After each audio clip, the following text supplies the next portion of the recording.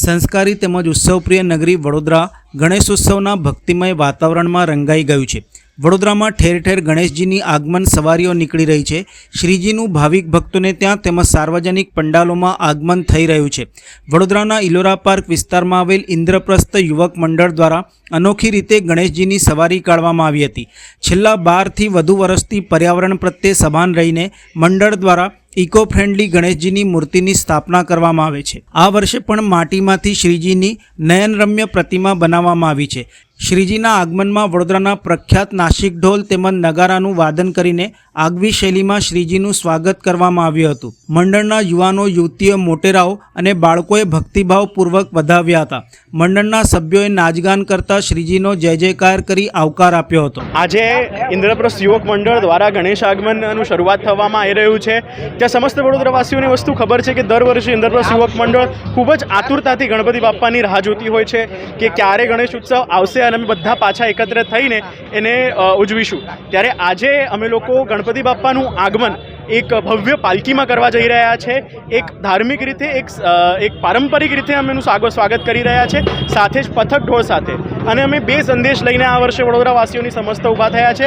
એક કે આપણે પર્યાવરણને સાચવીએ, ત્યાં ઇન્દ્રપ્રસ્થ યુવક મંડળ અને ઇન્દ્રપ્રસ્થ સોસાયટીને અમે પ્લાસ્ટિક ફ્રી ઝોન ડિક્લેર કર્યો છે, જ્યાં 10 દિવસ સુધી કોઈ પણ પ્લાસ્ટિકની વસ્તુ, ચાહે એ પાણી પીવા માટેનો ગ્લાસ હોય કે ચા પીવા માટેની નાની રકાબી હોય, એ પ્લાસ્ટિકની નહીં હોય કાં પેપરની નહીં હોય, અમે સ્ટીલનું વાપર કરીશું, જેનાથી એ ધોવાઈને ફરીથી વપરાઈ શકે અને એક એવો સંદેશો જાય કે પર્યાવરણને આપણે સાચવવું જોઈએ।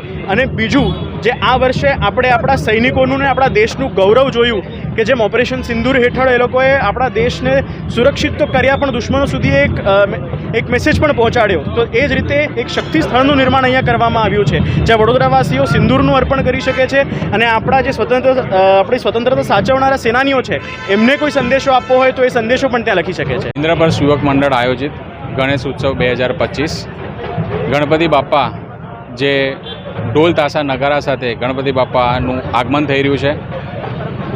આ વર્ષે અમે અમારા ગણપતિ બાપ્પાનું પાલખીમાં, ખૂબ સુંદર પાલખીમાં અમારા બાપ્પા બિરાજમાન છે અને આવનારા ટાઈમમાં 10 દિવસ માટે ગણપતિ બાપ્પા આતિથ્ય માણવા જઈ રહ્યા છે। અમે ઇન્દ્રપ્રસ્થ યુવક મંડળ, ઇન્દ્રપ્રસ્થ ફાઉન્ડેશન તરીકે જાણીતું છે, એ પૂરા દેશભરના રહેવાસીઓ તરફથી અમે બાપ્પાને અમે પ્રાર્થના કરવા જઈ રહ્યા છે, અમે મેસેજ આપવા જઈ રહ્યા છે, અમે અમારી સાઈડને પૂરેપૂરી પૂજા અર્ચના કરવા જઈ રહ્યા છે કે આવનારા ટાઈમમાં પૂરા દેશભરમાં સુખ, શાંતિ અને સમૃદ્ધિ બની રહે। એ જ સાથે અમે અમારા બાપ્પાનું આગમન કરી રહ્યા છે।